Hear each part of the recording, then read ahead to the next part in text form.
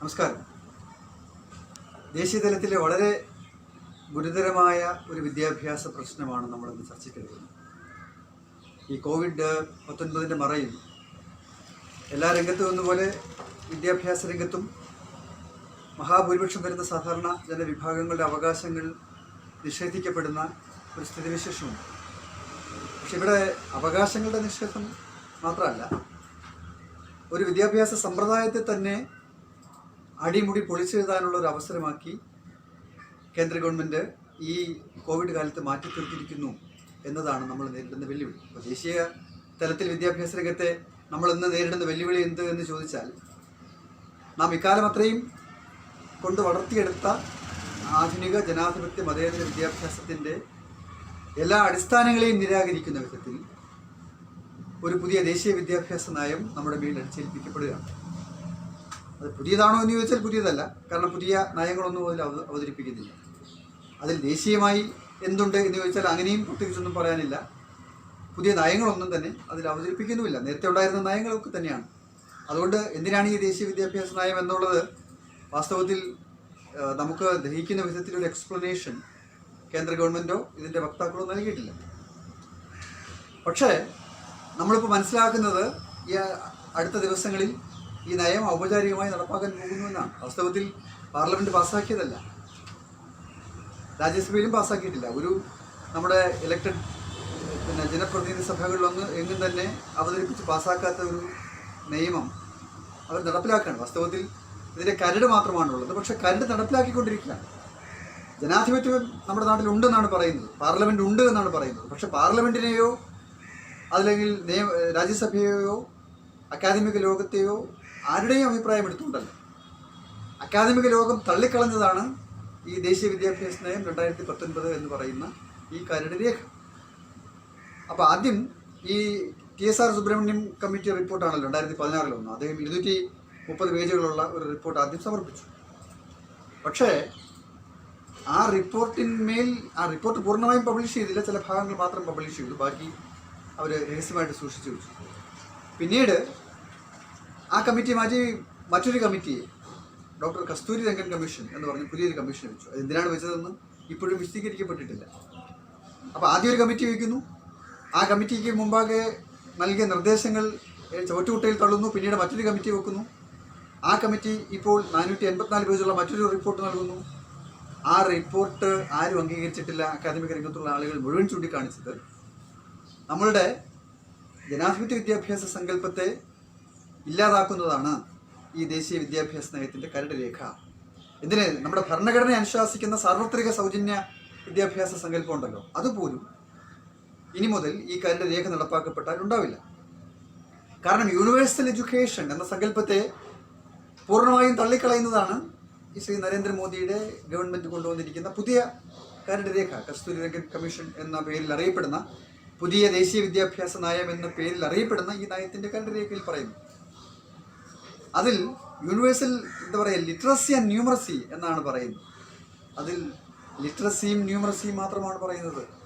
Education ഇല്ല. വിദ്യാഭ്യാസം എല്ലാവർക്കും സാർവത്രികമായി സൗജന്യമായി നമ്മുടെ ഭരണഘടനയിൽ പറഞ്ഞിട്ടുള്ള ഇന്ത്യയിൽ പറന്നു വീഴുന്ന മുഴുവൻ കുഞ്ഞുങ്ങൾക്കും വിദ്യാഭ്യാസം നൽകും എന്നുള്ള, പ്രാഥമിക വിദ്യാഭ്യാസമെങ്കിലും നൽകും എന്നുള്ള കാഴ്ചപ്പാട് ഇതിനകത്ത് പറയുന്നില്ല. ആ സാക്ഷരതാ സങ്കല്പം പോലും യഥാർത്ഥത്തിൽ ഇനി എങ്ങനെ ലഭിക്കും, ആര് നൽകും, ഏത് സ്കൂളുകൾ, സർക്കാർ പണം മുടക്കിയുള്ള സ്കൂളുകളെ സംബന്ധിക്കുന്ന സങ്കല്പമേ ഇല്ല. പ്രൈവറ്റൈസേഷൻ തന്നെ സമ്പൂർണ്ണമായി. പ്രൈവറ്റൈസേഷൻ, ഗ്ലോബലൈസേഷൻ, ലോക്കലൈസേഷൻ ഇതൊക്കെ വന്നിരിക്കുക. അപ്പോൾ കേന്ദ്രീകൃതമായി കേന്ദ്ര ഗവൺമെൻറ് ഫണ്ട് മുടക്കി പൊതുവിദ്യാലയങ്ങൾ ആരംഭിച്ച് നമ്മുടെ നാട്ടിലെ ജനങ്ങൾക്ക് വിദ്യാഭ്യാസം കൊടുക്കുന്ന ആ ഉത്തരവാദിത്വത്തിൽ നിന്ന് സർക്കാർ സമ്പൂർണ്ണമായി പിന്മാറുന്ന ഒരു ചുവടുവെപ്പാണ്, നിർണായകമായ ഒരു ചുവടുവെപ്പാണ് യഥാർത്ഥത്തിൽ ഇതിലൂടെ നടത്തിയിരിക്കുന്നത്. അത് ഭരണഘടനാ ലംഘനമാണ്, ഭരണഘടനാ വിരുദ്ധമാണ് എന്ന് പറയാതിരിക്കാൻ നിർവാഹമില്ല. 5+3+3+4 ഇതാണ് ഇപ്പോൾ അവർ പറയുന്നത്. 10+2+3 ആണല്ലോ നമുക്കുണ്ടായിരുന്നത്. 10ാം ക്ലാസ് വരെ പൊതുവിദ്യാഭ്യാസം, പിന്നെ 11-12 ക്ലാസ്സുകൾ പ്രീ ഡിഗ്രി, അതല്ലെങ്കിൽ +2, പിന്നെയുള്ള 3 വർഷക്കാലം ഡിഗ്രി വിദ്യാഭ്യാസം, സർവകലാശാല വിദ്യാഭ്യാസം. അത് കഴിഞ്ഞ് PGO ഹയർ രംഗത്തേക്ക് കൂടുതൽ ഉയർന്ന വിദ്യാഭ്യാസ രംഗത്തേക്ക് പോകാം. ഇതാണല്ലോ നമ്മൾ പതിറ്റാണ്ടുകളിലായി കാലം തെളിയിച്ച ഒരു വിദ്യാഭ്യാസ സമ്പ്രദായം എന്ന നിലയ്ക്ക് നമ്മുടെ നാട്ടിൽ പതിറ്റാണ്ടുകളായി നിലനിൽക്കുന്നു. എന്നാൽ അതിന് മുഴുവൻ കടവഴക്കി എറിയുകയാണ്. അതൊന്നും വേണ്ട എന്ന് പറയുകയാണ്. 10+2+3 വേണ്ട എന്നങ്ങ് ഏകപക്ഷീയമായി പ്രഖ്യാപിക്കുകയും അത് അക്കാഡമിക് ലോകം ആവശ്യപ്പെട്ടതല്ല. അതിൻ്റെ ആവശ്യകത എന്താണെന്ന് അത് വിശദീകരിച്ചിട്ടില്ല. പകരം ആദ്യത്തെ 5 വർഷക്കാലം പ്രീ പ്രൈമറി വിദ്യാഭ്യാസം എന്ന പേരിലാണ്. 8 വയസ്സ് വരെ ഓർക്കണം. ആദ്യത്തെ 8 വർഷക്കാലം ഔപചാരികമായി സ്കൂൾ വിദ്യാഭ്യാസം ആരംഭിക്കുന്നില്ല. അത്രേ പുതിയ നയപ്രകാരം 1-2 ക്ലാസ്സുകൾ ഉണ്ടാവില്ല എന്ന് പ്രഖ്യാപിച്ചുകൊണ്ടാണ് വരുന്നത്. 1-ാം ക്ലാസ്സും 2-ാം ക്ലാസ്സും ഈ നിയമപ്രകാരം എടുത്തു കളയുകയാണ്.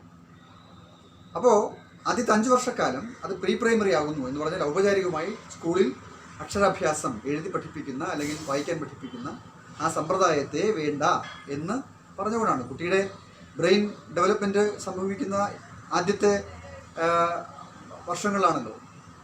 7-8 വയസ്സ് വരെയൊക്കെയാണ് നമ്മുടെ കുഞ്ഞുങ്ങളുടെ ഏറ്റവും നല്ല പ്രായം, ഏറ്റവും ബ്രെയിൻ ഡെവലപ്മെൻറ്റിൻ്റെ ഏറ്റവും നല്ല സമയം. അപ്പോൾ ആ മസ്തിഷ്ക വളർച്ചയുടെ സമയത്ത് കുഞ്ഞുങ്ങൾക്ക് അടിസ്ഥാന വിദ്യാഭ്യാസം ഉറപ്പിക്കുവാൻ ഭാഷയിലും ഗണിതത്തിലും ശാസ്ത്രത്തിലും അടിസ്ഥാന ധാരണകൾ പകർന്നു കൊടുക്കേണ്ടുന്ന സമയത്ത് അത് പൂർണ്ണമായി ആ സാധ്യതയെ അവസരത്തെ ഇല്ലായ്മ ചെയ്തുകൊണ്ടാണ് അവർ ഈ 5+3+ എന്ന് പറയുന്നത്. +3 എന്താണ്? അവിടെയും പാഠപുസ്തകത്തെ അടിസ്ഥാനപ്പെടുത്തി വിഷയബന്ധിതമായ പഠനം എന്നുള്ള സങ്കല്പം അവതരിപ്പിക്കുന്നില്ല. അവിടെ അത് നൽകേണ്ടതില്ല എന്ന് തന്നെയാണ് പറയുന്നത്. പാഠപുസ്തകം പിന്നീട് വരാം. ഓരോ വിഷയത്തെ ആസ്പദമാക്കിയിട്ടുള്ള വിദ്യാഭ്യാസം പിന്നീടുള്ള വർഷങ്ങളിലും വരുന്നില്ല. പിന്നെ 6 മുതൽ 8 വരെയുള്ള 2 വർഷക്കാലമാണ്, 2-3 വർഷക്കാലമാണ് യഥാർത്ഥത്തിൽ ഈ പാഠപുസ്തകത്തെയും ഓരോ വിഷയത്തെ ആസ്പദമാക്കി അധ്യാപകനെയും നിയോഗിക്കുന്നതിനെക്കുറിച്ച് ചിന്തിക്കുന്നത്. അപ്പോൾ അങ്ങനെ ഒരു ഘട്ടത്തിലേക്ക് കുട്ടികൾ എത്തിക്കഴിയുമ്പോൾ അടിസ്ഥാനം ഉറയ്ക്കാതെ ഈ കുട്ടികൾ പ്രൈമറി വിദ്യാഭ്യാസത്തിൻ്റെ ആദ്യത്തെ പ്രധാനപ്പെട്ട വർഷങ്ങൾ കടന്നു പോകുന്ന ഒരു സ്ഥിതിവിശേഷത്തിലേക്ക് വരാൻ പോകുന്നു. ഈ വിദ്യാഭ്യാസ നയം ഈ കോവിഡിൻ്റെ കാലത്ത് നടപ്പാക്കാൻ ഔപചാരികമായി നടപ്പാക്കാൻ തുടങ്ങിയാലുണ്ടാകുന്ന ദുരന്തം അവിടെ. മഹാഭൂരിപക്ഷം കുട്ടികൾക്കും അതിലൂടെ ഭാഷ പഠിക്കാൻ പറ്റില്ല. ഇപ്പം ഈ സർക്കാർ സ്കൂളുകളിൽ അല്ലെങ്കിൽ ഇതിലൂടെയാണല്ലോ മഹാഭൂരിപക്ഷം കുട്ടികൾ പഠിക്കുന്നത്. സ്വകാര്യ വിദ്യാലയത്തിൽ പണം കൊടുത്ത് പഠിക്കാൻ പറ്റുന്ന എത്ര ശതമാനം കുട്ടികളുണ്ട് നമ്മുടെ രാജ്യം? വളരെ ചുരുക്കം കുഞ്ഞുങ്ങൾക്ക് മാത്രമേ അതിന് കഴിയുള്ളൂ, നമുക്കെല്ലാവർക്കും അറിയാം. അപ്പോൾ ഈ പറയുന്ന വിഷയബന്ധിതമായ പഠനം നിഷേധിക്കുകയും പാഠപുസ്തകത്തെ നിരാകരിക്കുകയും അധ്യാപകനെ നിരാകരിക്കുകയും ചെയ്യുന്ന പഴയ DPEPയുടെ പ്രേതം യഥാർത്ഥത്തിൽ ഇപ്പോൾ ഈ പുതിയ ദേശീയ വിദ്യാഭ്യാസ നയം, നരേന്ദ്രമോദി സർക്കാരിൻ്റെ പുതിയ ദേശീയ വിദ്യാഭ്യാസ നയത്തിൻ്റെ ഏറ്റവും പ്രധാനപ്പെട്ട ഒരു പരിഷ്കരണമായി ഒരു പരിഷ്കരണ നടപടിയായി വന്നിരിക്കുന്നു. അതൊരു വെല്ലുവിളിയാണ്. അത് പൊതുവിദ്യാഭ്യാസത്തെ തൂത്തെറിയുന്നതിനുള്ള ഒരു നടപടിയാണ്. ഞങ്ങൾ നേരത്തെ തന്നെ ചൂണ്ടിക്കാണിച്ചിരുന്നു. DPEP കൊണ്ടുവന്നത് യഥാർത്ഥത്തിൽ പൊതുവിദ്യാഭ്യാസത്തെ ഇല്ലാതാക്കാനാണ്. അത് സ്വകാര്യ വിദ്യാലയങ്ങളെയും സ്വാശ്രയ വിദ്യാലയങ്ങളെയും പ്രോത്സാഹിപ്പിക്കാനാണ്. അധ്യാപകനെ ഒരു സഹായി മാത്രമാക്കി മാറ്റാനാണ്. ഇതൊക്കെ നമ്മൾ DPEP വന്ന സമയത്ത് പറഞ്ഞതാണ്. ആ DPEPയിൽ എന്തു പറഞ്ഞു? ഡിറ്റോ ഇപ്പോൾ ദേശീയ വിദ്യാഭ്യാസ നയം എന്ന പേരിൽ അവതരിപ്പിക്കപ്പെടുന്ന കരട് രേഖയിൽ എഴുതി വച്ചിരിക്കുന്നു. അത് നടപ്പാക്കാനും തുടങ്ങിയിരിക്കുന്നു എന്നുള്ളത് ഒരു വലിയ അപകടം, ഒരു സൈറൺ, ഒരു അപകട സൈറൺ മുഴക്കുന്ന സാധനമാണ്. അടിസ്ഥാനം തകർക്കുന്നതാണ് എന്ന കാര്യം ഉറപ്പുവരും. എന്ന് മാത്രമല്ല, ഈ പിന്നീടുള്ള വിദ്യാഭ്യാസം, സെക്കൻഡറി വിദ്യാഭ്യാസം 9, 10, 11, 12 ഇപ്പോൾ +2 എടുത്തുകളും 10+2+3 പോകുക എന്ന് പറഞ്ഞാൽ ഹയർ സെക്കൻഡറി വിദ്യാഭ്യാസം വേണ്ടെന്നാണ്. അല്ല, ഹയർ സെക്കൻഡറി വേണ്ടാന്ന് എന്ത് അടിസ്ഥാനത്തിലാണ് തീരുമാനിക്കുന്നത്? നമ്മൾ സെക്കൻഡറിയും ഹയർ സെക്കൻഡറിയും 2 സ്റ്റേജസ് ആയിട്ടാണല്ലോ നമ്മൾ മനസ്സിലാക്കിയിരിക്കുന്നത്. പക്ഷേ ഇവിടെ ഹയർ സെക്കൻഡറി വേണ്ട എന്ന് ദേശീയ വിദ്യാഭ്യാസ നയം പ്രഖ്യാപിച്ചിരിക്കുകയാണ്. 9, 10, 11, 12 കൂടി ചേർത്ത് ഒരൊറ്റ സ്റ്റേജ് ആക്കുന്നു, സെക്കൻഡറി എന്ന് വിളിക്കുന്നു. എന്നിട്ട് ആ സെക്കൻഡറിയിൽ വിദ്യാഭ്യാസം സെമസ്റ്ററൈസ് ചെയ്യാം.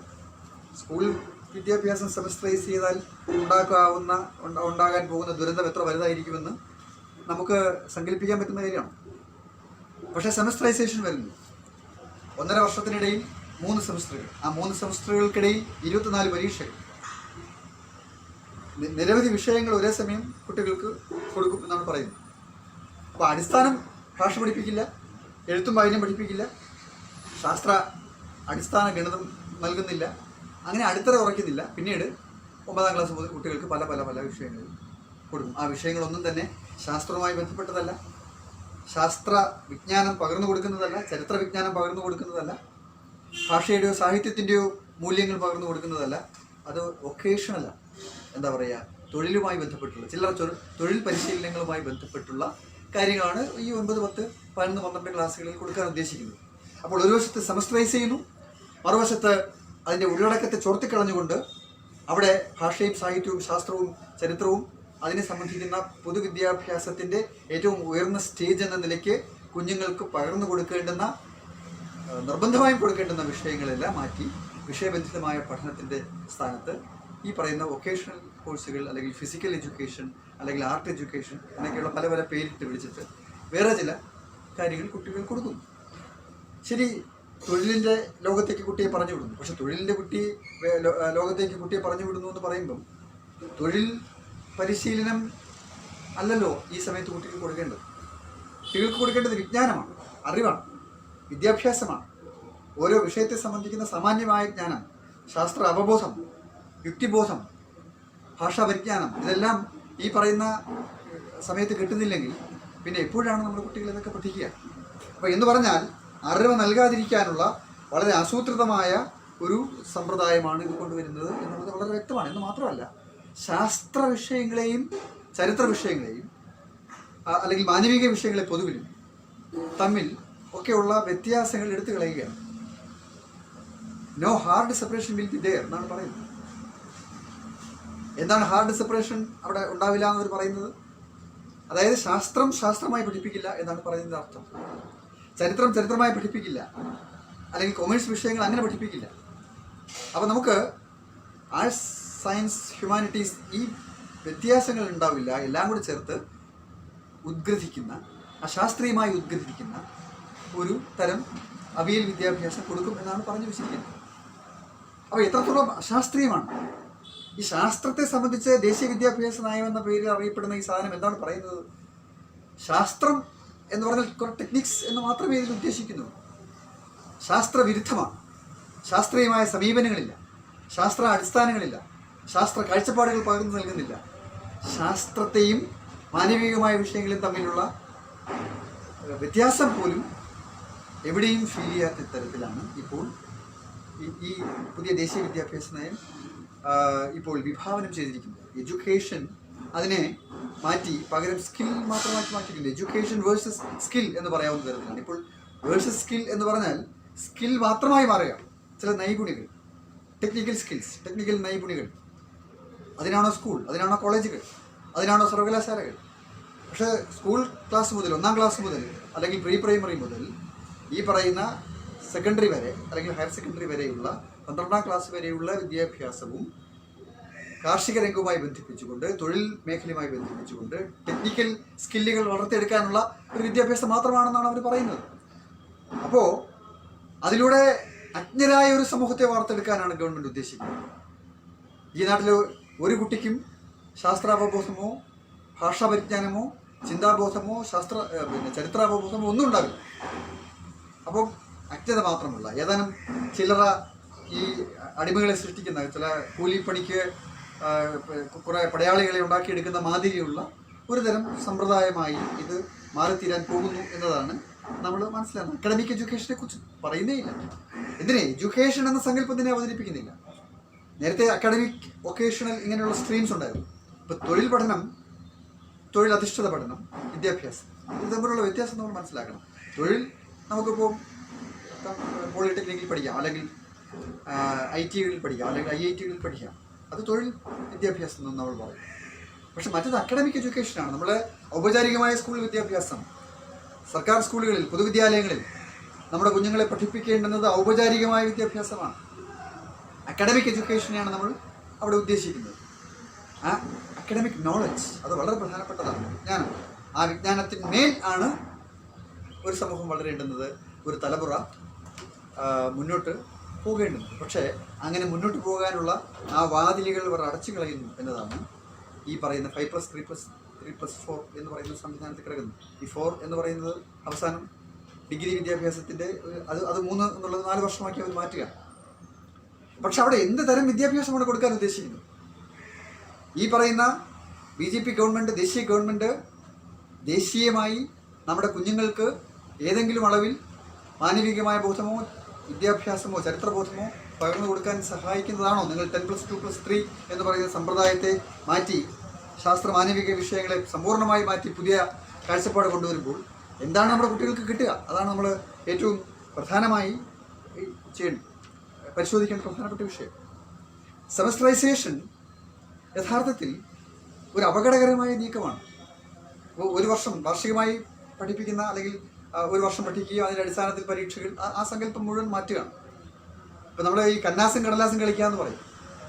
ഒരേ സമയം ആവശ്യമില്ലാത്ത ഒരുപാട് കാര്യങ്ങളിൽ കുട്ടികൾ വായിക്കുകയും പഠിക്കുകയും ചെയ്യുന്നു, അല്ലെങ്കിൽ കടന്നു പോകുന്നു. Jack of all trades but master of none എന്ന് പറയും. അത് വളരെ പ്രധാനപ്പെട്ട ഒരു പഴമൊഴിയാണ്. എല്ലാത്തിലൂടെയും കടന്നു പോകും ആട് കടിക്കുന്നത് പോലെ, പക്ഷെ ഒന്നിലും ഉറച്ച ഒരു ധാരണയും കിട്ടില്ല എന്നാണ് ആ കാഴ്ചപ്പാട്. യഥാർത്ഥത്തിൽ ഇപ്പോൾ ഇവിടെ അതാണ് സംഭവിച്ചിരിക്കുന്നത്. അങ്ങനെ കുറേ കാര്യങ്ങൾ കുട്ടികൾക്ക് പകർന്നു കൊടുക്കുക, പക്ഷെ ഒന്നിലും വിദ്യാഭ്യാസം കിട്ടാതെ പോകുക. അപ്പോൾ അവിടെ അധ്യാപകനെ സംബന്ധിച്ച സങ്കല്പവും ഒരു പ്രൊഫഷണൽ കാഴ്ചപ്പാട് അവതരിപ്പിക്കുന്നില്ല. അധ്യാപകനെ നിയോഗിക്കുക എന്നൊരു കാഴ്ചപ്പാടിനെ കുറിച്ചും ദേശീയ വിദ്യാഭ്യാസ നയം വാസ്തവത്തിൽ മൗനം പാലിക്കുക. വോളണ്ടിയേഴ്സിനെ നിയോഗിക്കണമെന്നാണ് പറയുന്നത്. ലോക്കൽ വിമൻ വോളണ്ടിയേഴ്സിനെ, ഇപ്പം ആശാ വർക്കേഴ്സിനെ ആരോഗ്യ മേഖലയിൽ നിയോഗിച്ചതുപോലെ വ്യത്യസ്ത സ്ട്രീംസിലുള്ള ആരോഗ്യ സമ്പ്രദായങ്ങളെ അല്ലെങ്കിൽ ചികിത്സാ സംവിധാനങ്ങളെ ഏകോപിപ്പിച്ചുകൊണ്ട് അശാസ്ത്രീയമായി ഇൻ്റഗ്രേറ്റ് ചെയ്തതുപോലെ ആശാ വർക്കേഴ്സിനെ നിയോഗിച്ചതുപോലെ ലോക്കൽ സെൽഫ് ഗവൺമെൻറ്റുകൾ, തദ്ദേശ സ്വയംഭരണ സ്ഥാപനങ്ങളോ തദ്ദേശ കേന്ദ്രങ്ങളോ നിയോഗിക്കുന്ന ലോക്കൽ വോളണ്ടിയേഴ്സ് ക്ലാസ് എടുക്കട്ടെ എന്നാണ് പറയുന്നത്. അതല്ലാതെ ഗവൺമെൻറ് TTC പഠിച്ച അല്ലെങ്കിൽ BEd പഠിച്ചിറങ്ങുന്ന അധ്യാപകരെ സ്കൂളുകളിൽ നിയോഗിക്കുക എന്ന കാഴ്ചപ്പാടിൽ നിന്ന് പിന്നോക്കം പോവുകയാണ്. അങ്ങനെയുള്ളവർ ആവശ്യമില്ല. ഇപ്പം കോൺട്രാക്ട് ബേസിസിലാണ് ഇപ്പോൾ കാര്യങ്ങളെ പറ്റി ചിന്തിക്കുന്നത്. അപ്പോൾ പെർമനൻറ്റ് ടീച്ചർ എന്ന സങ്കല്പം ദേശീയ വിദ്യാഭ്യാസ നയം എവിടെയും അവതരിപ്പിക്കുന്നില്ല. നമ്മൾ ഈ പറയുന്ന നയരേഖയിലൂടെ കടന്നു പോകുമ്പോൾ നമുക്കത് മനസ്സിലാവും. അപ്പം നയരേഖ പോലും അല്ല അവർ അടിസ്ഥാനമാക്കുന്നത്. അവർ വളരെ വിചിത്രമായ വിധത്തിൽ ഗവൺമെൻറ് ഈ പറയുന്ന കാര്യങ്ങളൊക്കെ തന്നെ അവർക്ക് തോന്നുന്ന പടി നടപ്പിലാക്കിക്കൊണ്ടിരിക്കുകയാണ്.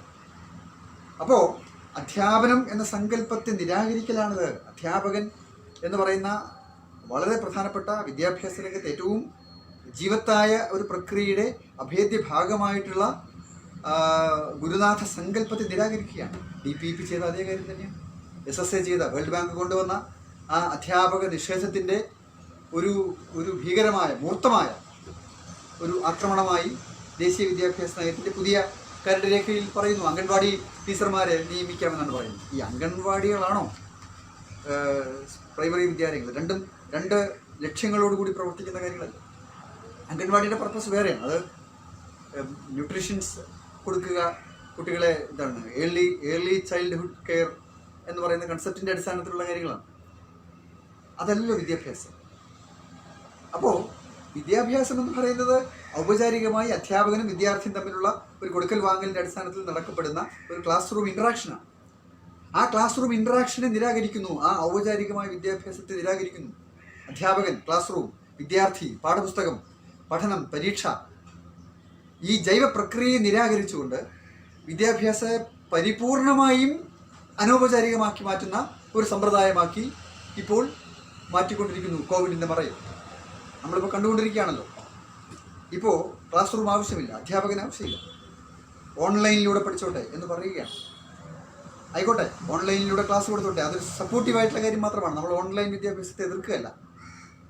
ഓൺലൈൻ എന്ന് പറയുന്നത് അതല്ലെങ്കിൽ റേഡിയോ TV മാർഗങ്ങളെന്ന് പറയുന്നത് അനൗപചാരികമായ മാർഗങ്ങളാണ്. അതെല്ലാം ഉപോദ്ബലകമായി നൽകുന്ന കാര്യങ്ങളാണ്. എന്തിന് ഉപോദ്ബലകം? നമ്മളുടെ ഔപചാരികമായ വിദ്യാഭ്യാസത്തിന് ഉപോദ്ബലകമായി നൽകേണ്ട കാര്യങ്ങളാണ്. അതിന് പകരമായി വരാൻ പറ്റില്ല. അധ്യാപകന് പകരമല്ല യന്ത്രം ഓൺലൈൻ. അധ്യാപനത്തിന് പകരമാകാൻ കഴിയില്ല ഒരു യന്ത്രത്തിനും. എത്ര തന്നെ വിദഗ്ധമായി പ്രോഗ്രാം ചെയ്യപ്പെട്ട ഒരു കമ്പ്യൂട്ടറിനും അത് വായിക്കാൻ കഴിയില്ല. ഇനി ഓൺലൈൻ വഴി അധ്യാപകൻ നേരിട്ട് വന്നിട്ടാണല്ലോ ക്ലാസ് എടുക്കുന്നത് എന്ന് പറഞ്ഞാൽ പോലും നേരിട്ടുള്ള ഒരു ജൈവ പ്രക്രിയ അവിടെ നടക്കാൻ പോകുന്നില്ല. അപ്പോൾ അതുകൊണ്ട് വിദ്യാഭ്യാസത്തെ അനൗപചാരികമാക്കുക എന്ന് പറയുന്നത് വിദ്യാഭ്യാസ വിരുദ്ധമായ ഒരു സങ്കല്പമാണ് എന്ന് പറയാതിരിക്കാൻ നിർവാഹമില്ല. അതാണ് ഇപ്പോൾ നമ്മൾ ഉയർത്തിപ്പിടിക്കേണ്ടുന്ന, വളരെ ആവർത്തിച്ച് പറയേണ്ടുന്ന വളരെ പ്രധാനപ്പെട്ട ഒരു കാര്യം. വിദ്യാഭ്യാസം ഔപചാരികമാണ്, അനൗപചാരികവും. അനൗപചാരികവും ഔപചാരികവും തമ്മിലുള്ള അടിസ്ഥാനപരമായ വ്യത്യാസം എവിടെയാണ് കുടികൊള്ളുന്നത്? എന്താണ് ഗവൺമെൻറ്റിൻ്റെ ഹിഡൻ അജണ്ട, മറഞ്ഞിരിക്കുന്ന അജണ്ട എന്താണ് എന്ന് മനസ്സിലാകുന്നില്ലെങ്കിൽ നമ്മൾ ഒരു വലിയ അപകടത്തിൻ്റെ മുൻപിൽ നിൽക്കുകയാണ് എന്ന് പറയാതെ വയ്യ. അപ്പോൾ ദേശീയ തലത്തിൽ ഇപ്പോൾ സ്കൂൾ കുട്ടികൾക്ക് ഓൺലൈൻ ക്ലാസ്സുകൾ ഈ ജൂൺ മാസം മുതൽ ആരംഭിക്കുന്നു എന്നാണ് നമ്മുടെ സംസ്ഥാനത്തും ഗവൺമെൻറ്റുകൾ പറയുന്നത്. മറ്റൊരു മാർഗമില്ലാത്തതുകൊണ്ട് ഞങ്ങൾ ഇത് സ്വീകരിക്കുന്നു എന്ന് പറയുമ്പോൾ നിങ്ങൾ ഔപചാരികമായ വിദ്യാഭ്യാസത്തെ മാറ്റിപ്രതിഷ്ഠിക്കാൻ വേണ്ടി പറയുന്നതാണെങ്കിൽ ഇത് വളരെ അപകടകരമാണ് എന്ന് പറയാതെ പറ്റുമോ? നിങ്ങൾ എന്തിനാണ് ജൂൺ 1-ാം തീയതി മുതൽ ഓൺലൈൻ വഴി നമ്മൾ അക്കാഡമിക് ഇയർ ആരംഭിക്കുന്നു എന്ന് പറയുന്നത്? ശരിയാണ്, അതിനിടയിൽ ക്ലാസ് നഷ്ടപ്പെടാതിരിക്കുവാൻ കുട്ടികൾക്ക് എന്തെങ്കിലും പ്രത്യേക അസൈൻമെൻറ്റുകളോ സപ്പോർട്ടീവായിട്ട് കൊടുക്കുന്നു. പക്ഷേ ഔപചാരികമായ വിദ്യാഭ്യാസം, ക്ലാസ് റൂം വിദ്യാഭ്യാസം സ്കൂൾ തുറക്കുമ്പോഴേ തുടങ്ങാൻ പറ്റും. അങ്ങനെ ആ സങ്കല്പത്തിൻ്റെ അടിസ്ഥാനത്തിൽ വേണം മുന്നോട്ട് പോകാൻ. അല്ലാതെ ഞങ്ങൾ ജൂൺ 1-ാം തീയതി മുതൽ സ്കൂൾ തുടങ്ങി വിദ്യാഭ്യാസം ഓൺലൈൻ വഴി നൽകിക്കഴിഞ്ഞു എന്ന ഒരു കാഴ്ചപ്പാടാണ് അവതരിപ്പിക്കുന്നതെങ്കിൽ ഓൺലൈൻ എന്ന് പറയുന്നത് വിദ്യാഭ്യാസമേ അല്ല എന്ന് പറയേണ്ടതുണ്ട്. ആ വിദ്യാഭ്യാസം നമ്മുടെ കുഞ്ഞുങ്ങൾക്ക് അക്ഷരം പഠിക്കാൻ സഹായകരമാകുമോ? ഇപ്പോൾ 1-ാം ക്ലാസ്സിലേക്ക് വരുന്ന കുഞ്ഞ് അവൻ എങ്ങനെ അക്ഷരം പഠിക്കും? അവൻ അക്ഷരം പഠിപ്പിക്കുവാൻ അവനൊരു അധ്യാപകൻ ക്ലാസ് റൂമിൽ ഉണ്ടായേ തീരൂ. അത് വളരെ പ്രധാനപ്പെട്ടതാണ്. അവൻ എത്ര സഹായികളുണ്ടെങ്കിലും ശരി, അച്ഛനും അമ്മയൊക്കെ സഹായിച്ചാലും ക്ലാസ് റൂമിലെ ഗുരുശിഷ്യ ബന്ധത്തിലൂടെ മാത്രമേ കുഞ്ഞിന് വിദ്യാഭ്യാസം കിട്ടൂ. കാരണം അതൊരു ജൈവ പ്രക്രിയയാണ്. അത് നിഷേധിക്കുവാൻ വളരെ ആസൂത്രിതമായി നടത്തിക്കൊണ്ടിരിക്കുന്ന നീക്കങ്ങളാണ് ഇന്ന് ദേശീയ തലത്തിൽ നമ്മൾ നേരിടുന്ന വിദ്യാഭ്യാസ രംഗത്തെ വെല്ലുവിളി എന്ന് പറയാതിരിക്കാൻ നിർവാഹം. അതുകൊണ്ട് നമുക്ക് DPEPയും അല്ലെങ്കിൽ വേൾഡ് ബാങ്ക് കൊണ്ടുവന്ന വിദ്യാഭ്യാസ സങ്കല്പങ്ങൾ, അത് സൃഷ്ടിച്ച പ്രത്യാഘാതങ്ങൾ, അത് ദേശീയ തലത്തിലൊരു നയമായി അവതരിപ്പിക്കപ്പെടുമ്പോൾ ആഴത്തിലുള്ള പഠനം, സമഗ്രതയിലുള്ള പഠനം അത് നിഷേധിക്കപ്പെടും എന്ന് പറയേണ്ടതുണ്ട് വിദ്യാഭ്യാസ രംഗത്ത് പ്രവർത്തിക്കുന്ന ആളുകൾ. അതുകൊണ്ട് നമ്മളെ സംബന്ധിച്ചിടത്തോളം പാഠപുസ്തകത്തെ അടിസ്ഥാനപ്പെടുത്തിയിട്ടുള്ള ഒരു പഠന സമ്പ്രദായം വളരെ പ്രധാനപ്പെട്ടതാണ്. പാഠപുസ്തകം ഓൺലൈനിൽ ലഭ്യമാക്കും എന്ന് പറഞ്ഞാൽ ആ പാഠപുസ്തകം തന്നെ യഥാർത്ഥത്തിൽ നേരായ ഉള്ളടക്കം ഇല്ല എന്നത് മറ്റൊരു കാര്യം. വളരെ വളരെ ശുഷ്കമാണ് ഉള്ളടക്കത്തെ സംബന്ധിച്ചിടത്തോളം. ആ പാഠങ്ങൾ വളരെ ആസൂത്രിതമായി തയ്യാറാക്കപ്പെട്ടിട്ടുള്ളതല്ല എന്നുള്ളതും നമ്മൾ കാണുന്നതാണ്. മാത്രമല്ല ലോക്കൽ കണ്ടന്റാണ് അതിനകത്ത് പലപ്പോഴും ഉൾപ്പെടുത്തിയിരിക്കുന്നത്. ലോക്കലൈസേഷൻ, ഈ ഗ്ലോബലൈസേഷൻ എന്ന് നമ്മൾ പറയുമ്പം ദേശീയ വിദ്യാഭ്യാസ നയം ഊന്നുന്നത് ലോക്കലൈസേഷനിലാണ്.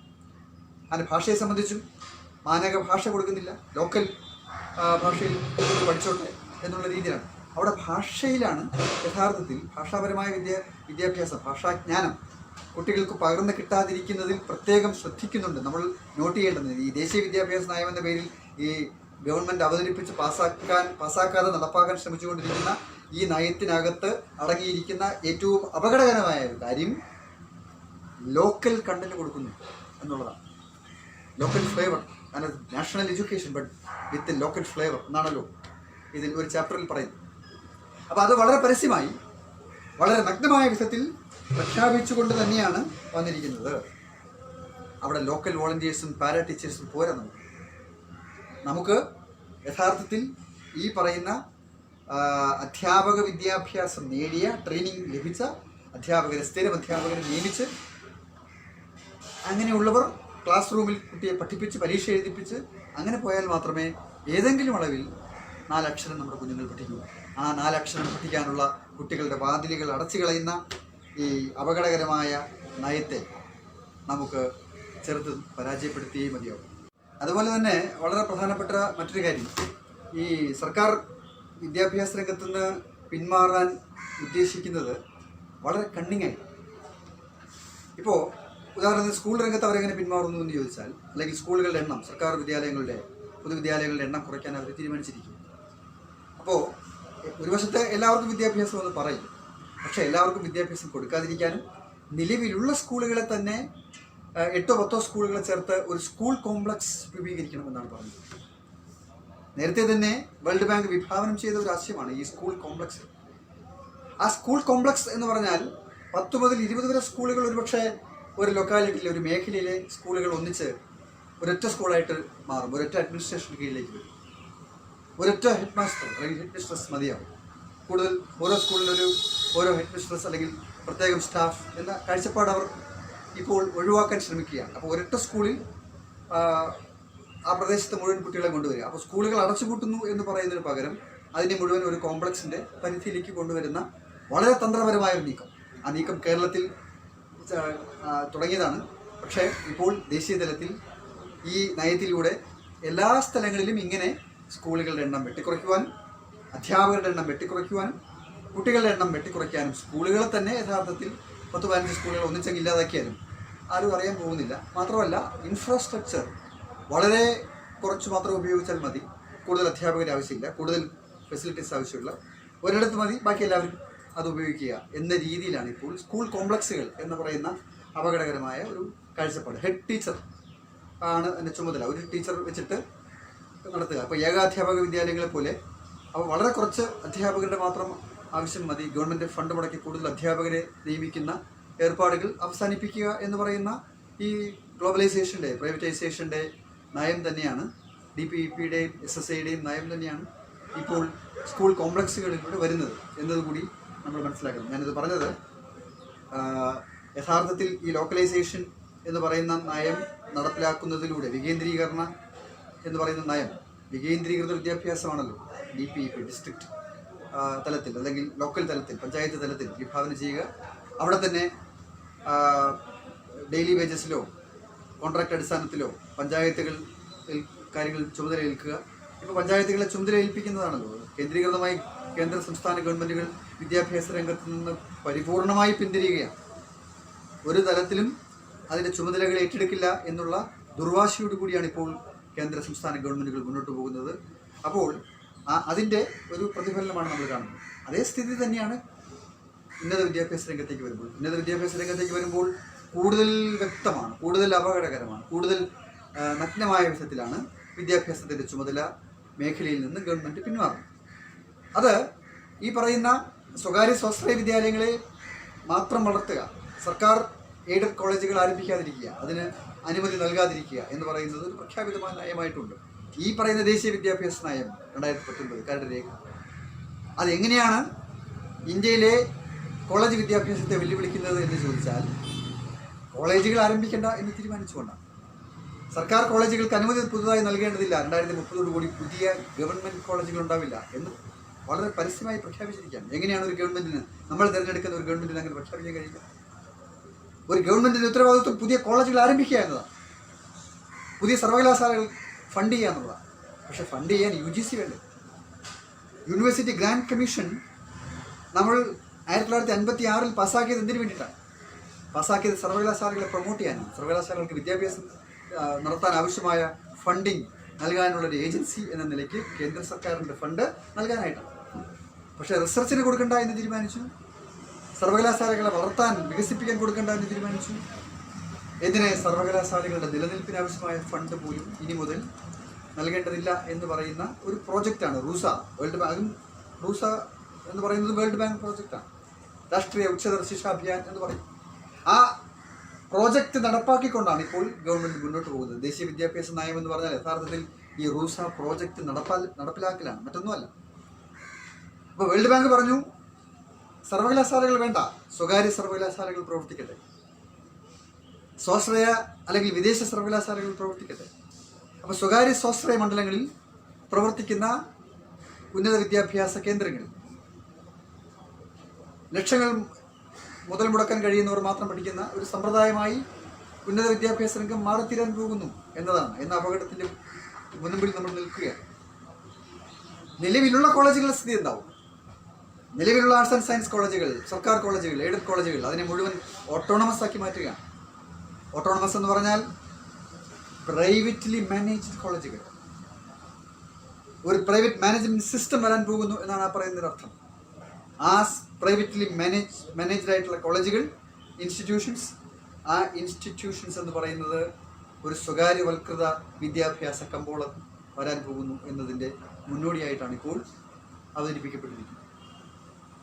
അപ്പോൾ ഗവൺമെൻറ് കോളേജുകൾ ഉണ്ടാവാതിരിക്കുക, ഉള്ള കോളേജുകൾ ഈ പറയുന്ന മാതിരി ഓട്ടോണമസായി, സ്വകാര്യ സ്വാശ്രയ ഓട്ടോണമസായി മാറിത്തീരുക, അവിടെ ഫണ്ട് മുടക്കുന്ന ഒരു ഏജൻസി പ്രവർത്തിക്കാതിരിക്കുക, കേന്ദ്ര ഗവൺമെൻറ് പൂർണ്ണമായും മാറുകയാണ് വിദ്യാഭ്യാസ മേഖലയിൽ നിന്ന്. വളരെ ഗുരുതരമായ ഒരു വിഷയമുണ്ട്. ഇത് മാത്രമല്ല, സർവകലാശാല സങ്കല്പത്തിൽ തന്നെ അടിമുടി ഉടച്ചു വാർക്കുകയാണ്, പൊളിച്ചെഴുതുകയാണ്.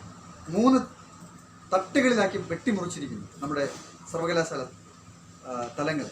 Research universities, teaching universities, college, അങ്ങനെ 3 തട്ടുകളായി.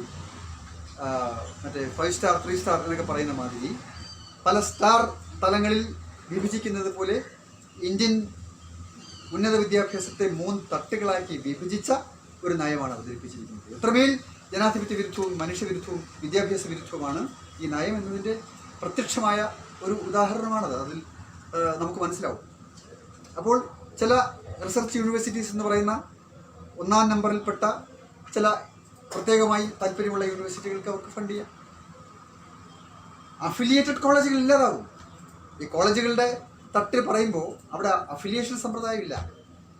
ഓരോ സ്ഥാപനവും സ്വന്തം നിലയിൽ നിലനിന്ന് പോകണം എന്ന് പറയുന്നതാണ് മത്സരാധിഷ്ഠിതമായ ലോകക്രമം.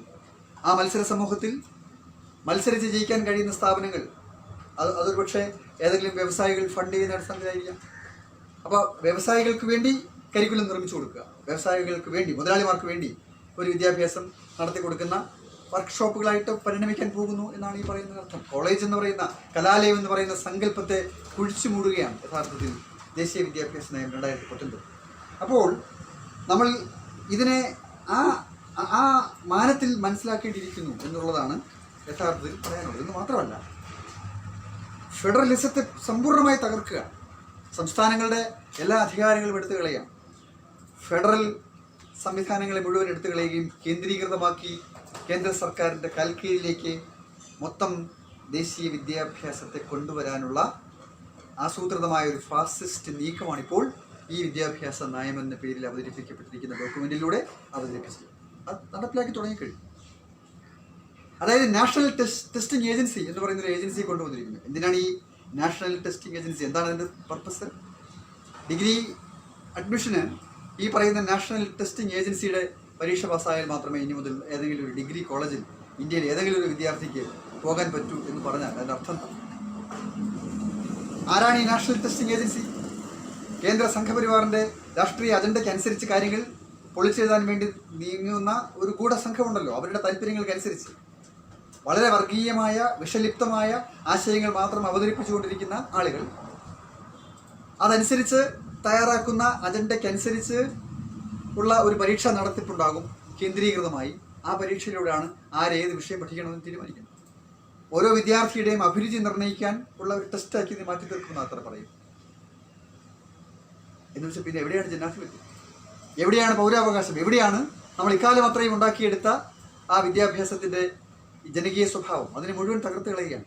ആ ഫെഡറൽ സംവിധാനത്തെ എടുത്തു കളയുകയാണ്. കൺകറന്റ് ലിസ്റ്റിലായിരുന്നു വിദ്യാഭ്യാസം.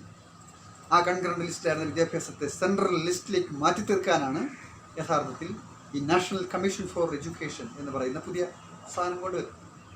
നേരത്തെ NCHER എന്ന് പറഞ്ഞ national commission for higher education എന്ന് പറയുന്ന ആ സങ്കല്പം തന്നെയാണ്. എന്താണത്? അവർ തീരുമാനിക്കും ഇന്ത്യയിലെ സർവകലാശാലകളെ സംബന്ധിച്ച്, ഇന്ത്യയിലെ കോളേജുകളെ സംബന്ധിച്ച്, ഇന്ത്യയിലെ ഉന്നത വിദ്യാഭ്യാസത്തെ സംബന്ധിക്കുന്ന സർവമാന കാര്യങ്ങളുടെയും തീർപ്പ് കൽപ്പിക്കുന്ന ഒരു സ്വേച്ഛാധിപത്യ സമിതിയായി ഈ പറയുന്ന നാഷണൽ ബോഡി മാറാൻ പോകുന്നു.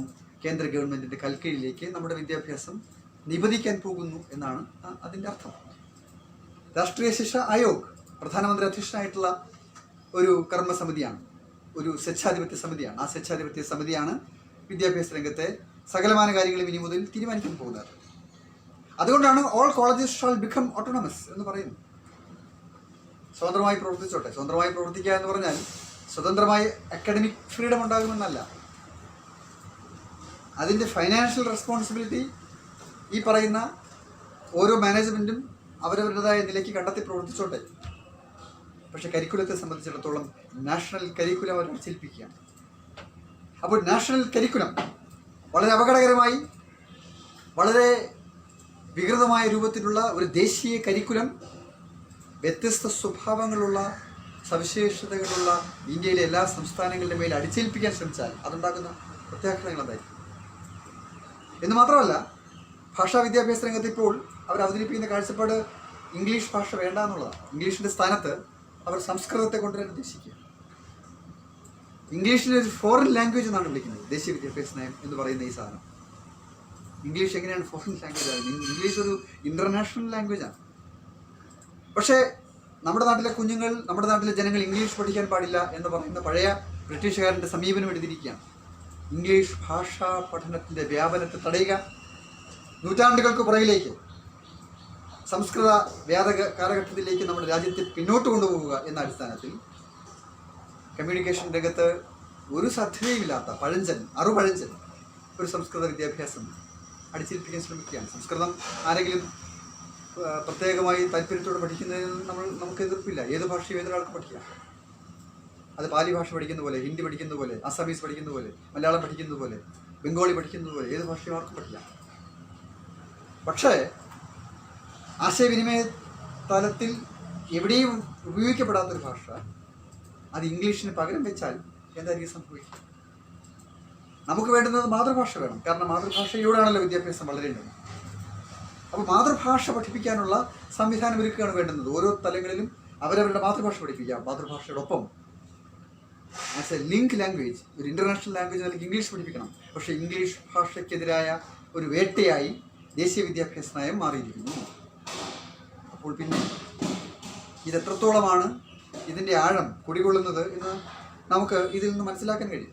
ഇതിൻ്റെ അപകടം ഒളിഞ്ഞിരിക്കുന്ന വഴികൾ എവിടെയൊക്കെയാണ് എന്ന് മനസ്സിലാക്കാൻ കഴിയുന്ന തരത്തിലാണ് ഇപ്പോൾ കാര്യങ്ങൾ. അതുപോലെ റിസർച്ച് രംഗത്തെ സ്ഥിതി എന്താ? ഗവേഷണ മേഖലയുടെ സ്ഥിതി എന്തായിരിക്കും? ഗവേഷണത്തിന് ഫണ്ട് അനുവദിക്കേണ്ട എന്ന് നേരത്തെ തന്നെ തീരുമാനിച്ചു. സ്വതന്ത്ര ഗവേഷണങ്ങൾ, ശാസ്ത്ര ഗവേഷണങ്ങൾക്ക്, മാനവിക രംഗത്തെ ഗവേഷണങ്ങൾക്ക് വിദ്യാർത്ഥികൾക്ക് ഫണ്ട് അനുവദിച്ചിരുന്നത് JRF ഉൾപ്പെടെ വെട്ടിക്കുറയ്ക്കാനുള്ള തീരുമാനമെടുത്തല്ലോ. അപ്പോൾ സ്വതന്ത്ര ശാസ്ത്ര ഗവേഷണ പ്രവർത്തനങ്ങളെ തടഞ്ഞാൽ ഒരു രാജ്യത്തിൻ്റെ മുന്നോട്ടുള്ള പോക്ക് അവിടെ തടയുക എന്നാണ് അർത്ഥം. ഒരു രാജ്യം തകരാൻ പിന്നെ മറ്റൊന്നും വേണ്ട. നമ്മുടെ രാജ്യത്തിൻ്റെ പുരോഗതിക്കുമേൽ തടയിടുവാനുള്ള ആസൂത്രിതമായ ഫാസിസ്റ്റിക്കായ നീക്കമാണ് യഥാർത്ഥത്തിൽ ഇപ്പോൾ ഈ നയത്തിലൂടെ അവർ നടത്തിക്കൊണ്ടിരിക്കുന്നത്. NRF, നാഷണൽ റിസർച്ച് ഫൗണ്ടേഷൻ എന്ന് പറയുന്ന സാധനത്തിലൂടെ അങ്ങനെ ഒരു പുതിയ സമ്പ്രദായം കൊണ്ടുവരികയാണ്. അവർ തീരുമാനിക്കുന്ന വിഷയങ്ങളിൽ മേൽ മാത്രം റിസർച്ച് നടത്തിയാൽ മതി അത്ര. അല്ലാതെ സ്വതന്ത്ര ഗവേഷണം വേണ്ട എന്നാണ് പറയുന്നത്. സ്വതന്ത്ര ഗവേഷണം വേണമെങ്കിൽ പിന്നെ എങ്ങനെയാണ് നമ്മുടെ രാജ്യം പുതിയ പുതിയ കാര്യങ്ങൾ കണ്ടുപിടിക്കാൻ കഴിയുക? ശാസ്ത്രരംഗത്ത് നമ്മൾ എങ്ങനെയാണ് അഡ്വാൻസ് ചെയ്യും? നൂറ്റാണ്ടുകൾക്ക് പുറകിലേക്ക് പോയാൽ മതിയോ? ഗോമൂത്രത്തിലും പഞ്ചഗവ്യത്തിലും നമ്മൾ ഗവേഷണം നടത്തിയാൽ മതി, പോരല്ലോ. പക്ഷേ ആ ഗോമൂത്ര ഗവേഷണ മേഖല തുറക്കാൻ പരിശ്രമിച്ചുകൊണ്ടിരിക്കുക. സ്വദേശി മുദ്രാവാക്യം ഉയർത്തുന്നു. പക്ഷേ സ്വദേശി മുദ്രാവാക്യത്തെ യഥാർത്ഥത്തിൽ ഈ സ്വദേശത്തെ പുരാതന ഇന്ത്യയെ സംബന്ധിക്കുന്ന കാര്യങ്ങൾ പഠിക്കാനുള്ള ഒരു അവസരമാക്കി മാറ്റി തീർക്കണമെന്ന് പറയുന്നതിൻ്റെ അർത്ഥം ആധുനിക വിജ്ഞാനം അതിന്മേൽ ഒരു വളർച്ച പ്രാപിക്കരുത് എന്ന് പറയുന്ന വളരെ നിഗൂഢമായ ഒരു അജണ്ടയുടെ നടപ്പിലാക്കൽ തന്നെയാണ്. തർക്കമൊന്നുമില്ല. അപ്പോൾ അതിന് ഫണ്ട് ചെയ്യുക എന്ന് പറയുന്നതാണ് ഇപ്പോൾ ഈ പറയുന്ന useful and relevant, nationally useful and relevant എന്ന പ്രയോഗത്തിലൂടെ NRF അവതരിപ്പിക്കും. അപ്പോൾ ഈ നാഷണൽ യൂസ്ഫുൾ റിലവൻറ്റ് ഇതാരാ തീരുമാനിക്കുന്നത്? അത് തീരുമാനിക്കുന്നത് നമ്മുടെ രാജ്യത്ത് ഇന്ന് നിഗൂഢമായ അജണ്ടകൾ നടപ്പാക്കിക്കൊണ്ടിരിക്കുന്ന ഭരണകൂടവുമായി ബന്ധപ്പെട്ട് പ്രവർത്തിക്കുന്ന ആളുകളാണ്. അവരുടെ താല്പര്യപ്രകാരം വിദ്യാഭ്യാസത്തിൻ്റെ ഈ ശാസ്ത്ര അടിസ്ഥാനങ്ങളെ മുഴുവൻ നിഷേധിക്കാനുള്ള ഒരു നീക്കമാണ് നടന്നുകൊണ്ടിരിക്കുന്നത്. അതുകൊണ്ടാണ് അവർ AICT പിരിച്ചുവിടാൻ തീരുമാനിക്കുന്നത്, UGC പിരിച്ചുവിടാൻ തീരുമാനിക്കുന്നത്, മെഡിക്കൽ കൗൺസിൽ ഓഫ് ഇന്ത്യ പിരിച്ചുവിടാൻ തീരുമാനിക്കുന്നത്, ബാർ കൗൺസിൽ ഓഫ് ഇന്ത്യ പിരിച്ചുവിടാൻ തീരുമാനിക്കുന്നത്. അങ്ങനെ ഇലക്റ്റഡ് ബോഡീസിനെ മുഴുവൻ, ഡെമോക്രാറ്റിക് ബോഡീസിനെ മുഴുവൻ തകർത്തുകൊണ്ട് പകരം മുഴുവൻ അധികാരങ്ങളെയും ഒരു സ്വേച്ഛാ സമിതിയുടെ കാൽക്കീഴിലേക്ക് കൊണ്ടുവരുന്നതിനുള്ള നീക്കങ്ങൾ നടത്തിക്കൊണ്ടിരിക്കുന്നു. അതാണ് നമ്മൾ ഈ രാഷ്ട്രീയ ശിക്ഷാ ആയോഗിലും കണ്ടുകൊണ്ടിരിക്കുന്നത്. അപ്പോൾ ലിബറൽ യൂണിവേഴ്സിറ്റി എന്ന സങ്കല്പം ഇല്ലാതാവുകയാണ്. ലിബറൽ ആർട്സ് ആൻഡ് സയൻസ് സബ്ജക്റ്റുകൾ ഇല്ലാതാവുകയാണ്. അതിന്മേലുള്ള ഗവേഷണ പ്രവർത്തനങ്ങൾ നിലയ്ക്കുകയാണ് എന്ന് പറഞ്ഞാൽ നമ്മുടെ രാജ്യത്തിൻ്റെ പുരോഗതിയുടെ വാതിലുകൾ തടയപ്പെടുന്നു എന്നാണ് അർത്ഥം. രാജ്യം മുന്നോട്ട് പോവില്ല. അതുകൊണ്ട് രാജ്യദ്രോഹകരമാണ് ഈ നയമെന്ന് പറയാതിരിക്കാൻ നിർവാഹമില്ല. രാജ്യത്തിൻ്റെ പുരോഗതിയെ, ശാസ്ത്ര വിദ്യാഭ്യാസ രംഗത്തെ ഗവേഷണ പ്രവർത്തനങ്ങൾക്ക് അനുകൂലമായി അവശേഷിക്കുന്ന എല്ലാ വാതിലുകളെയും എല്ലാ സാധ്യതകളെയും അടച്ചു കളയുന്ന അപകടകരമായ ഒരു നയമായി നാഷണൽ എഡ്യൂക്കേഷൻ പോളിസി ഡ്രാഫ്റ്റ് 2019 മാറിത്തീർന്നിരിക്കുന്നു എന്നതാണ് നമ്മൾ കാണേണ്ടുന്നത്. അത് കോവിഡ് കാലത്ത് കോവിഡിൻ്റെ മറയിൽ ഇപ്പോൾ അംഗീകരിക്കപ്പെടാതെ പാർലമെൻറ്റിൻ്റെയോ രാജ്യസഭയുടെയോ അംഗീകാരമില്ലാതെ നടപ്പാക്കാൻ കേന്ദ്ര ഗവൺമെൻറ് തുനിയുന്നു എന്നിടത്താണ് നമുക്ക് വിദ്യാഭ്യാസത്തെ രക്ഷിക്കാനാവശ്യമായ ഒരു പ്രക്ഷോഭത്തിന് മുന്നിട്ടിറങ്ങേണ്ടി വരുന്നു. അധ്യാപക നിയമനങ്ങൾ എല്ലായിടത്തും തടഞ്ഞുകൊണ്ടിരിക്കുകയാണ്. പുതിയ അധ്യാപക നിയമനങ്ങൾ വേണ്ട എന്ന് തീരുമാനിക്കുക. അധ്യാപകരില്ലാതെ വിദ്യാഭ്യാസം എങ്ങനെ സാധിക്കും? വിദ്യാഭ്യാസത്തെ അനൗപചാരികമാക്കാൻ മാറ്റാനുള്ള നീക്കങ്ങൾ നടന്നുകൊണ്ടിരിക്കുന്നു. കേന്ദ്ര ഗവൺമെൻറ് വളരെ നേരത്തെ മുതൽ തുടങ്ങിയതാണ് ഈ മാസീവ് ഓൺലൈൻ ഓപ്പൺ കോഴ്സസ്. എന്താണ് ഈ മാസീവ് ഓൺലൈൻ ഓപ്പൺ കോഴ്സസ് എന്ന് പറഞ്ഞാൽ സർവകലാശാലകൾ വേണ്ടാന്നർത്ഥം, അധ്യാപകൻ വേണ്ടാന്നർത്ഥം, ക്ലാസ് റൂമുകൾ വേണ്ടാന്നർത്ഥം, പാഠപുസ്തകങ്ങൾ വേണ്ടാന്നർത്ഥം, ആ വിധത്തിലുള്ള നേരിട്ടുള്ള പരീക്ഷ വേണ്ടാന്നർത്ഥം, മനുഷ്യന് വിജ്ഞാനം പകർന്നു കൊടുക്കുന്ന ഒരു പ്രക്രിയ വേണ്ട എന്ന് പറയുന്നതാണ് ഈ പറയുന്ന മാസീവ് ഓപ്പൺ ഓൺലൈൻ കോഴ്സസ്. അപ്പോൾ അത് നടപ്പിലാക്കാൻ എത്രയോ വർഷങ്ങളായി ശ്രമിച്ചുകൊണ്ടിരിക്കുകയായിരുന്നു കേന്ദ്ര ഗവൺമെൻറ്. അതിപ്പോൾ ഈ വൈറസിൻ്റെ മഹാമാരിയുടെ പശ്ചാത്തലത്തിൽ അത് വ്യവസ്ഥാപിതമാക്കി മാറ്റാൻ ശ്രമിച്ചുകൊണ്ടിരിക്കുന്നു. താൽക്കാലികം എന്ന പേരിലാണ് ഇപ്പോൾ ഈ കാലഘട്ടത്തിൽ ഞങ്ങളത് കൊണ്ടുവരുന്നു എന്ന് പറയുന്നത്. പക്ഷേ ഈ കാലഘട്ടത്തിൻ്റെ മറയിൽ നിങ്ങൾ കൊണ്ടുവരാൻ ഉദ്ദേശിക്കുന്നത് പതിറ്റാണ്ടുകളിലൂടെ തെളിയിക്കപ്പെട്ട ടൈം ടെസ്റ്റഡായി വന്ന കാലം ഒരുപാട് അനുഭവങ്ങളിലൂടെ വളർത്തിയെടുത്ത ഒരു വിദ്യാഭ്യാസ സമ്പ്രദായത്തെ മാറ്റിപ്രതിഷ്ഠിക്കാൻ വേണ്ടിയാണ് എന്നത് മൂക്ക് എന്ന് പറയുന്ന ആശയത്തിൽ അടങ്ങിയിട്ടുണ്ട്. അത് വ്യക്തമായി പറഞ്ഞിട്ടുണ്ടല്ലോ. ഈ മൂക്ക് വ്യാപകമായാൽ സർവകലാശാലകൾ ഉന്മൂലനം ചെയ്യപ്പെടുമോ എന്ന് മൂക്കിൻ്റെ തന്നെ ഡോക്യുമെന്റിൽ ചോദിച്ചിട്ടുണ്ട്. അതിൻ്റെ അർത്ഥം എന്താണ്? അതിൻ്റെ അർത്ഥം സർവകലാശാലകളെ ഉന്മൂലനം ചെയ്തുകൊണ്ട് ആ സർവകലാശാല സങ്കല്പത്തെ മുഴുവൻ ഈ പറയുന്ന ഈ ഓൺലൈൻ സമ്പ്രദായത്തിലേക്ക്, ഡിജിറ്റൽ മോഡിലേക്ക് മാറ്റിപ്രതിഷ്ഠിച്ചുകൊണ്ട് വിദ്യാഭ്യാസ രംഗത്ത് നിന്ന് സമ്പൂർണ്ണമായി ഗവൺമെൻറ് പിന്മാറുന്നു എന്നതാണ് ഈ പറയുന്നതിൻ്റെ അർത്ഥം. അതാണ് അതിൻ്റെ ഡിസൈൻ നമ്മൾ മനസ്സിലാക്കണം. അപ്പോൾ ആ നിഗൂഢമായ അജണ്ട, ഇപ്പോൾ പരസ്യമായി വന്നിരിക്കുന്ന അജണ്ട, അത് വളരെ വ്യാപകമായി നടപ്പാക്കപ്പെടാൻ പോകുന്നു. പക്ഷെ അത് മനുഷ്യവിരുദ്ധമെന്ന് പറഞ്ഞു. കാരണം വിദ്യാഭ്യാസം ഞാൻ നേരത്തെ സൂചിപ്പിച്ചതുപോലെ മനുഷ്യന് പകർന്നു നൽകുന്ന ഒരു പ്രക്രിയയാണ്. അതൊരു യന്ത്രത്തിന് അത് നിർവഹിക്കാനാണ്. മനുഷ്യവിരുദ്ധമായ ഒരു വിദ്യാഭ്യാസ നയം നമുക്ക് വേണ്ട എന്ന് വിളിച്ചു പറയാൻ നമുക്ക് കഴിയേണ്ടതല്ല. അതുകൊണ്ടാണ് ഇപ്പോൾ രാജ്യവ്യാപകമായി വിദ്യാഭ്യാസത്തെ അനൗപചാരികമാക്കുന്ന സമ്പ്രദായങ്ങൾക്കെതിരായി വിദ്യാഭ്യാസ സ്നേഹികൾ പ്രക്ഷോഭരംഗത്തേക്ക് വരുന്നത്. അധ്യാപകരും വിദ്യാർത്ഥികളുമൊക്കെ ഒരുപാട് ആളുകൾ കേരളത്തിൽ മാത്രമല്ല, ഇന്ത്യയുടെ വിവിധ സർവകലാശാലകളിലെ വളരെ പ്രഗത്ഭരായിട്ടുള്ള ആളുകൾ ഈ പറയുന്ന ഈ അനൗപചാരികമാക്കി ഔപചാരിക വിദ്യാഭ്യാസത്തെ അധപ്പതിപ്പിക്കുന്ന പ്രക്രിയക്കെതിരായി രംഗത്ത് വന്നിരിക്കും. അപ്പോൾ ഇത് രണ്ടും തമ്മിലുള്ള വേർതിരിവ് വളരെ വ്യക്തമായി നമ്മൾ വിദ്യാഭ്യാസ സ്നേഹികൾ മനസ്സിലാക്കണം. അതിൻ്റെ അപകടങ്ങൾ നമ്മൾ മനസ്സിലാക്കേണ്ടതുണ്ട്. കേരളം തീർച്ചയായും വിദ്യാഭ്യാസ രംഗത്ത് വളരെ മുന്നിട്ട് നിൽക്കുന്ന ഒരു സംസ്ഥാനമാണ്. പക്ഷേ കേന്ദ്ര ഗവൺമെൻറ് ഇപ്പോൾ കൊണ്ടുവന്നിരിക്കുന്ന വിദ്യാഭ്യാസ വിരുദ്ധമായ പല നയങ്ങളും കേരളത്തിലും ഏറെയും കുറഞ്ഞ അളവിൽ നടപ്പിലാക്കുന്നു എന്നിടത്ത് യഥാർത്ഥത്തിൽ നമ്മൾ വളരെ ആശങ്കാകുലരാണ്. കാരണം കേരളം മാതൃക കാട്ടേണ്ടവരാണ്. അത് ഇടതുപക്ഷ ജനാധിപത്യ മുന്നണി ഗവൺമെൻറ്റാണ് ഇവിടെ ഭരിക്കുന്നത്. സ്വാഭാവികമായി ജനങ്ങൾ പ്രതീക്ഷിക്കുക കേന്ദ്ര വിദ്യാഭ്യാസ നയത്തിൽ നിന്ന് വ്യത്യസ്തമായി വളരെ ജനാനുകൂലവും ജനാധിപത്യപരവും മതേതരവും ഒക്കെ ആയിട്ടുള്ള ഒരു വിദ്യാഭ്യാസം നടക്കുമെന്നാണല്ലോ. പക്ഷേ നമ്മുടെ നാട്ടിലും വിദ്യാഭ്യാസത്തെ അനൗപചാരികമാക്കി മാറ്റാനുള്ള വളരെ ആസൂത്രിതമായ നീക്കങ്ങൾ നടക്കുന്നുണ്ട്. അപ്പോൾ അധ്യാപക നിയമനങ്ങൾ തടയാൻ കേന്ദ്ര സർക്കാർ വിചാരിക്കുന്നത് പോലെ തന്നെ കേരളത്തിലും അതിനുള്ള ചില നീക്കങ്ങൾ വളരെ ആസൂത്രിതമായി നടന്നുകൊണ്ടിരിക്കുകയാണല്ലോ. ഇപ്പോൾ ഏപ്രിൽ 1-ാം തീയതി ഇറങ്ങിയ കേരളത്തിലെ സർവകലാശാലകളിലെയും വിവിധ കോളേജുകളിലെയും എയ്ഡഡ് കോളേജുകളിലെയും ഒക്കെ അധ്യാപക നിയമനങ്ങളുടെ സാധ്യതകൾ തടയുന്ന, അത് ഫ്രീസ് ചെയ്യുന്ന ഒരു ഉത്തരവ് ഇറങ്ങിയിരുന്നു. ആ ഉത്തരവൊക്കെ യഥാർത്ഥത്തിൽ ഇതുമായി നമ്മൾ കൂട്ടി വായിക്കേണ്ടതാണ്. എങ്ങനെ അധ്യാപകരെ ഒഴിവാക്കാം എന്ന് ചിന്തിക്കുന്ന ഒരു നടപടിയാണത്. ഞാനിത് പറയുന്നത് കേരളത്തിൽ നിന്നാണ് നമ്മൾ തുടങ്ങേണ്ടുന്നത്. യഥാർത്ഥത്തിൽ ഈ വിദ്യാഭ്യാസ പ്രക്ഷോഭം, വിദ്യാഭ്യാസത്തെ രക്ഷിക്കാൻ സേവ് എഡ്യൂക്കേഷൻ എന്ന മുദ്രാവാക്യം ഉയർത്തിക്കൊണ്ട് നമുക്ക് നടത്തേണ്ടുന്ന ഒരു വലിയ പ്രക്ഷോഭം, ഇന്ത്യക്ക് മുഴുവൻ മാതൃകയായി വളർന്നു വരേണ്ടുന്ന ആ പ്രക്ഷോഭം അതിന് തിരികൊളുത്തേണ്ടുന്നത് നാം ഏവരുമാണ്. അതുകൊണ്ട് ഞാൻ സേവ് എഡ്യൂക്കേഷൻ കമ്മിറ്റിക്ക് വേണ്ടി എനിക്ക് അഭ്യർത്ഥിക്കാനുള്ളത്, നമ്മൾ ഏവരും ഈ സന്ദർഭത്തിൽ ഒന്നിച്ചു നിൽക്കണം. കോവിഡിനെതിരായ പ്രക്ഷോഭം പോലെ തന്നെ നമുക്ക് വിദ്യാഭ്യാസത്തെയും മാനവികതയെയും സംസ്കാരത്തെയും ഒക്കെ രക്ഷിക്കാനുള്ള പോരാട്ടത്തിൽ അണിനിരക്കേണ്ടതുണ്ട്. പ്രത്യേകിച്ചും ഫാസിസ്റ്റ് ആക്രമണത്തെ, വളരെ ആസൂത്രിതമായും വളരെ വേഗതയിലും വന്നുകൊണ്ടിരിക്കുന്ന ഫാസിസ്റ്റ് ആക്രമണത്തെ ചെറുക്കുവാൻ വിദ്യാഭ്യാസ സ്നേഹികളായിട്ടുള്ള മുഴുവൻ ആളുകളും ഇതര ജനവിഭാഗങ്ങളോടൊപ്പം ഒന്നിച്ച് അണിനിരക്കേണ്ട സന്ദർഭമാണിത്. ദേശീയ വിദ്യാഭ്യാസ നയം നമുക്ക് വേണ്ട എന്ന് നമുക്കേവർക്കും ഒറ്റക്കെട്ടായി പ്രഖ്യാപിക്കാം എന്ന് മാത്രം പറഞ്ഞുകൊണ്ട് ഇന്ന് ഈ ചർച്ചയിൽ പങ്കെടുക്കുന്ന ഏവരെയും ഒരിക്കൽ കൂടി അഭിവാദ്യം ചെയ്യുന്നു. നന്ദി, നമസ്കാരം.